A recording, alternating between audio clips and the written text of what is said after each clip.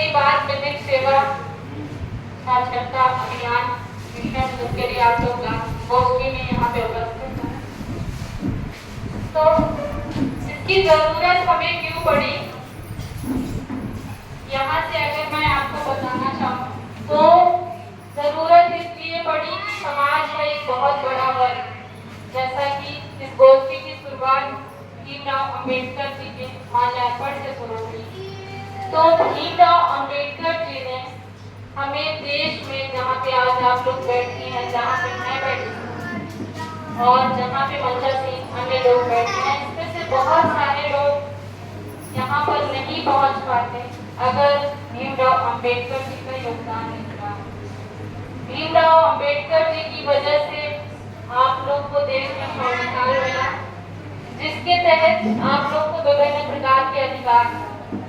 सबसे बड़ा अधिकार कहा जाता है वोटिंग पावर, मतदान करना। मतदान के अधिकार के, हालांकि ये यहाँ विषय नहीं है, पर मैं बहुत संक्षिप्त रूप से आपको बताऊं। आज आपकी इतनी वैल्यू है, इतनी ज्यादा वैल्यू है, आप मुख्यमंत्री बनाते हैं, आप प्रधानमंत्री बनाते हैं, आप ही लोगों के, अगर वो लोग सांसद, हालांकि कुछ उसमें प्रावधान है कि सांसद या विधायक ना होते हुए भी वो विधानसभा, विधान परिषद से और राज्यसभा से पहुंच सकते हैं, लेकिन उसमें प्राथमिक रूप से हमेशा ये एक परंपरा रही है, बहुत कम लोग रहे हैं जो लोग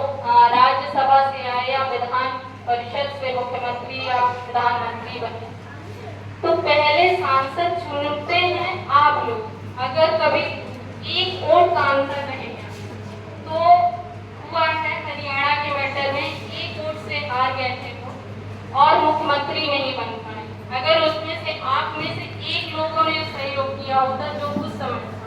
मतदान किया होता उनके फेवर में, तो आप उनको मुख्यमंत्री बना सकते। तो ये जो आपकी शक्ति है, इसको पहचानने की बहुत जरूरत है। यहाँ पे आई हूँ, हो सकता है दूसरे शिविर में आप लोग नहीं आए, कोई और आए, तो मेरा जो दायित्व है उसमें से एक दायित्व ये भी है कि मैं आप लोग को मतदान के बारे में जागरूक करूं। हालांकि ये अभी यहाँ विषय नहीं है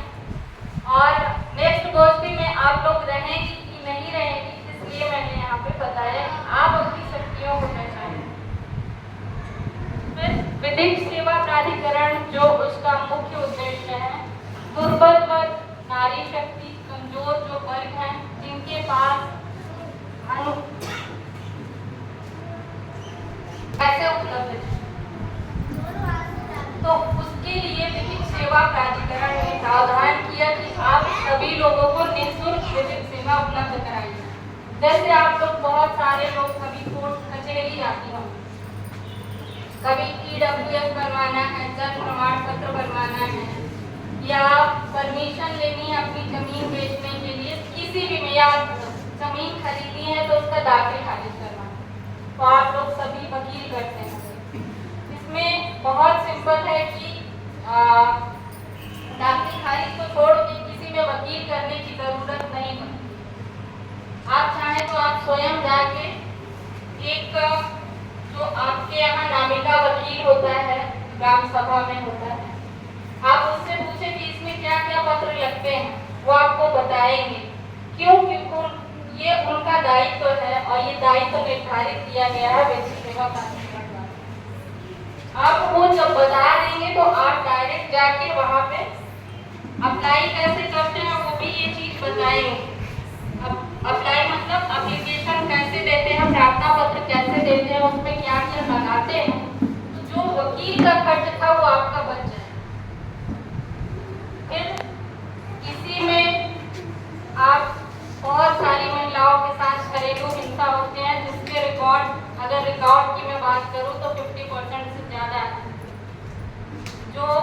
न्यूज रिसर्च में आता है। तो घरेलू हिंसा, आप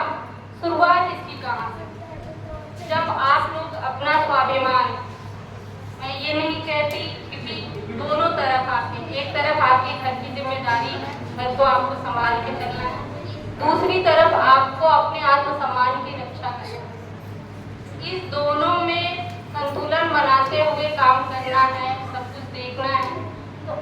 आपको ये चाहिए कि आपका आत्मसम्मान, जहाँ से घरेलू हिंसा शुरुआत होती है, जब आप लोग अपने आत्मसम्मान को रक्षा नहीं कर पाते, रक्षा करने का प्रयास नहीं कर पाते, मैं ये कहूँ तो गलत नहीं होगा, क्योंकि आप लोग सोच लेते हैं कि बस थोड़ा सा है, चलो इस बार हो गया, अब दूसरी बार नहीं करें, या एक बार हम बर्दाश्त कर लेते हैं बर्दाश्त, तो सामने वाले की ये उसके मन में कोई गिल्ट नहीं आता, उसको कोई पछतावा नहीं होता, तो आप पहले ही मना करेंगे कि हम ये चीज बर्दाश्त नहीं करें, या ये आप गलत कर रहे हैं। आप बताओ अपने घर में जो भी आपके साथ घरेलू हिंसा करते हैं, ये जरूरी नहीं है कि ससुराल में भी हो, मायके में भी बहुत सारी लड़कियां हैं जिनके साथ घरेलू हिंसा होती है, तो उसको मायके और ससुराल से नहीं, अपने आत्मसम्मान और दूसरे द्वारा आपके अधिकारों से इतर हटके जो आपको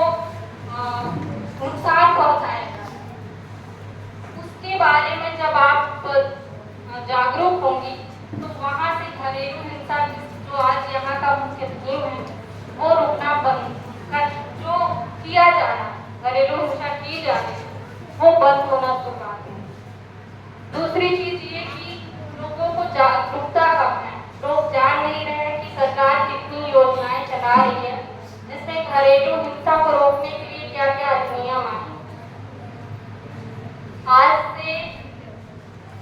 लगभग 18 साल पहले 2005 में घरेलू हिंसा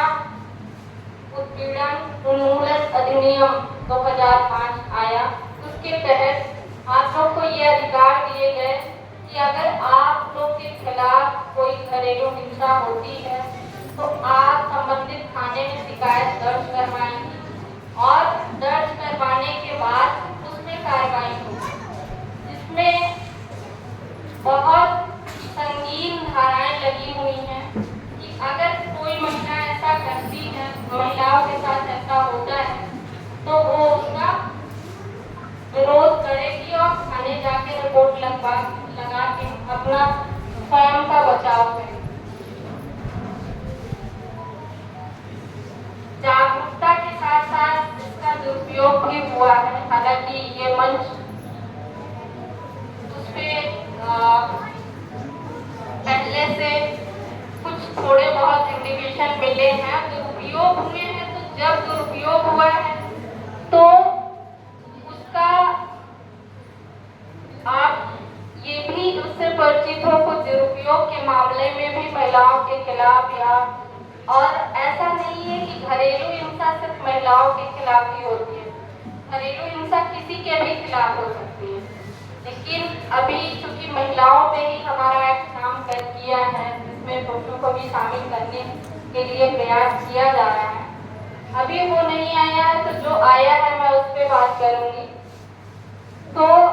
आपके खिलाफ किसी तरह का इस तरह का उत्पीड़न या कोई भी गलत कार्य होता है तो आप संबंधित थाने में शिकायत करें, और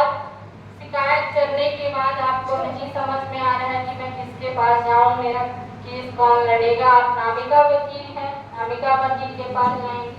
फिर उसके बाद तहसील स्तर पर आएंगे, तहसील स्तर के बाद आप जिला स्तर पर आपको निःशुल्क विधिक सहायता उपलब्ध करवाने का प्रावधान किया गया है सरकार के द्वारा।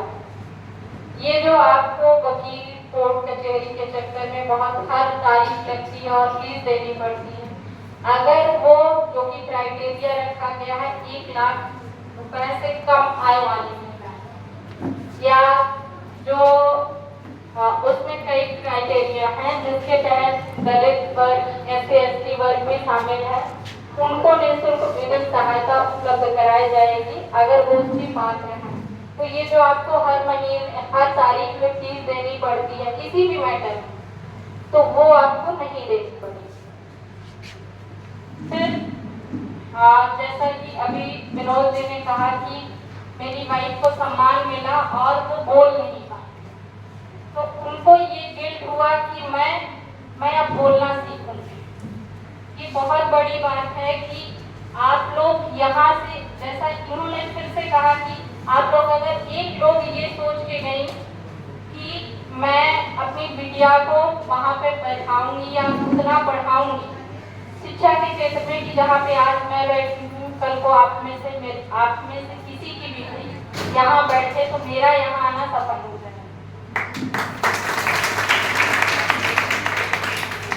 और आप दूसरी मेरी सफलता ये होगी कि आप एक एक लोग अपने अपने पड़ोसी को ये बताएं, ये जानने की कोशिश करें कि मुझे निःशुल्क विधिक सहायता कैसे मिल सकती है। अपने पड़ोसी को बताएं नामिका वकील क्या होता है। आपके जो घर में या ग्राम प्रधान है उनके पास जाए। जब वहाँ पे आपकी बात ना सुनी जाए तो आप मेरे पास आए, मैं सही रास्ता बताऊंगी कि कहाँ से आपको निःशुल्क विधिक सहायता मिल सकती है।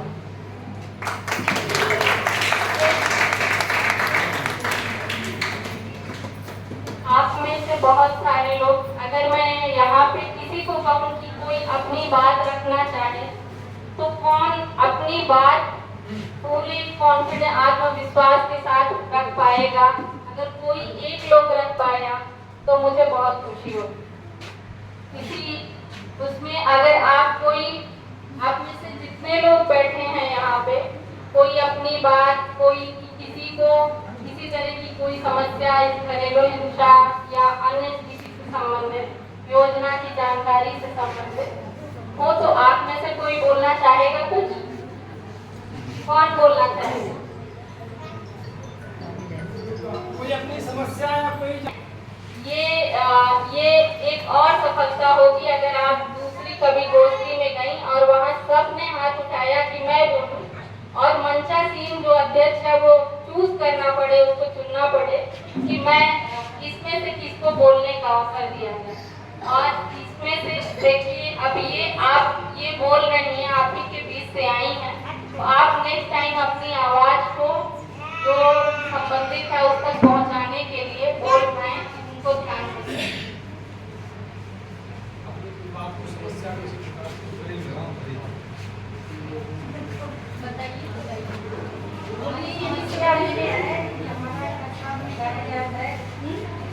बारिश में यहाँ घर गिर जाए,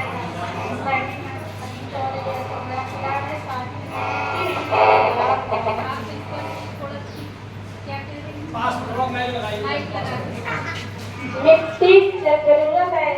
परमिशन नहीं मिला है, बत्ती बढ़ाओ नहीं चाहिए, ताकि नहीं मिला है।